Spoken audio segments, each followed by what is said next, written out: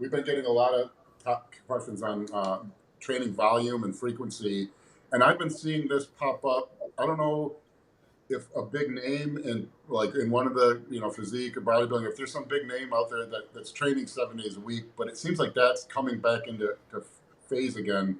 And I have a client right now who's like insisted on training 7 days a week, and I told them it wasn't going to be optimal, and they told me they were going to burn out, and of course they didn't listen, and of course now they are burned out. And that's, I think, the hardest thing to kind of grasp early on, is because you think, especially like you watch movies like like you watch G.I. Jane, and the way she gets in shape during buds is to work out after they, like the stuff that doesn't make any sense at all. Or you watch like Rocky, it's always like the training is where the growth happens, and it's not. The training is where the opposite. The training is where everything gets broken down.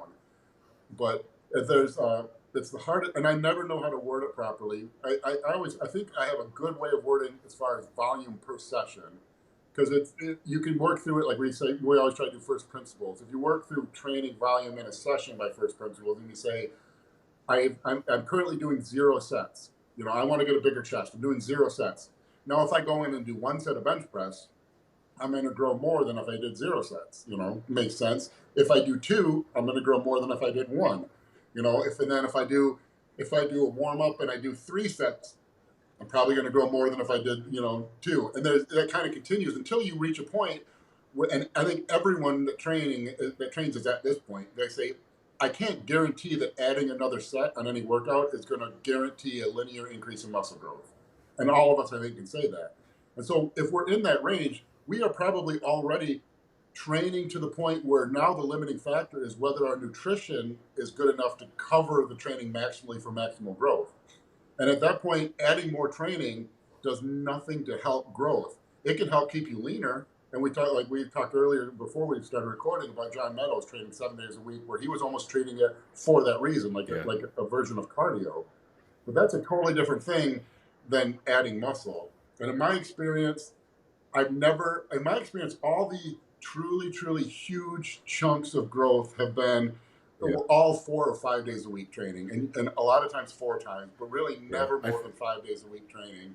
And I've never seen anyone grow faster on 6 or 7 days a week training than 4 or 5 ever. And there are more than enough anecdotes that basically prove this. I mean, people who are obsessed with using the scientific method and peer-reviewed literature are going to balk at the word "prove" here, but I can't think of a single super heavyweight bodybuilder or very large pro who's trained more than probably 5 days a week. And not only that, most of them aren't doing an excessive amount of volume within those sessions. I can kind of think of a couple of exceptions, but even then it's like the guys who are the biggest, and Justin, I think we talked about this on the show recap, like they're eating a ridiculous amount of food and they don't look like they're necessarily trying to like compensate for that food consumption with really ridiculous volume. I mean, their volume will be like moderate, especially in the off season when their volume will be a little higher when they're really well fed, but they're not doing like these crazy 20 or 30 set leg workouts. They're doing what needs to be done, creating a stimulus and eating to cover it, and then some by a little bit. It seems like nowadays, we've talked about this before. Years ago, you just had the magazines, so it was basically whatever Weeder fed you is what you believed. You didn't know any different. Where now we have everyone's on video doing their actual workouts, eating their actual meals. It's like there's no mystery anymore. There should be no, even if you don't want to understand the science or don't, because it's easy to think the working out's building the muscle. It's not. But even if you get in that thought process, you can follow anyone who's made truly incredible size gains. You can see, you've seen Nick Walker since he was a kid. You saw him 100 pounds of muscle ago. You saw Ian Villardi, I can never say his last name. Since you've seen him come. You saw Jordan Peters from when he was like a spiky haired, like club boy in like 2012. You've seen these guys add 120, 130 pounds of muscle, and you've seen their training, and it's all the same. I mean, not the same, but pretty darn close. It's all, you've seen them progressively get remarkably stronger on a limited volume capacity, where the workload is focused on basically the intensity of the main sets rather than the workload as far as just throwing volume at And there's a point in volume, and Paul Barnett from Anabolic Bodybuilding is going to be listening to this because he's been making better gains with higher volume. I think partly his age plays a role in that also.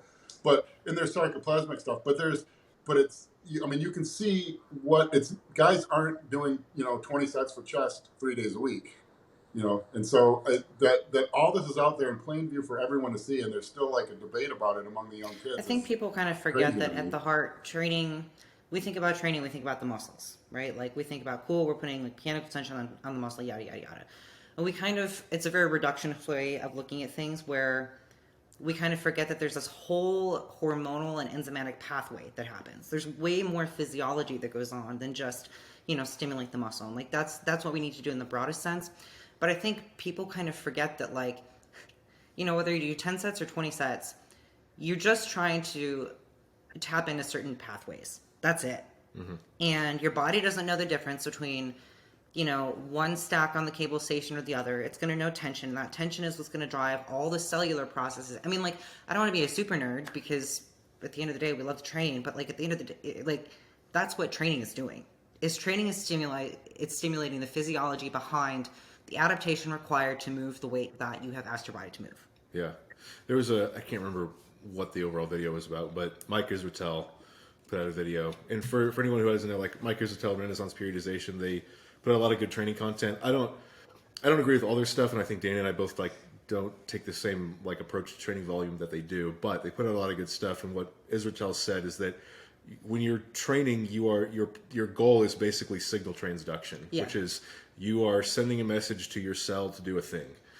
And I think it's easy to kind of take a more simplistic or reductionist view and to too closely associate the feeling of your training with what's going to happen to your muscles that day and days beyond. It's like, this is why people probably obsess over the pump more often too much than not enough. Because you think, oh, well, my biceps got pumped, so they got bigger temporarily, so they will be bigger a week from now, a month from now, whatever. And maybe there's a little bit to that. I'm not saying there's nothing to pump training, but it's not the meat and potatoes of getting bigger. Well, I think Chris Beardsley, for anyone who doesn't follow him, Chris Beardsley on Instagram does a lot of evidence review, and he actually some really, really good science of hypertrophy stuff. And I'm pretty sure he just posted something the other day looking at the role of pump training, or the feeling of a pump with the associated actual hypertrophy, and it was very, very minimal. Yeah. For more content like this, visit www.teamtroponin.com. This video is brought to you by First Attachment Nutrition, battle-tested nutrition, expert formulated supplements. Join the First Attachment revolution.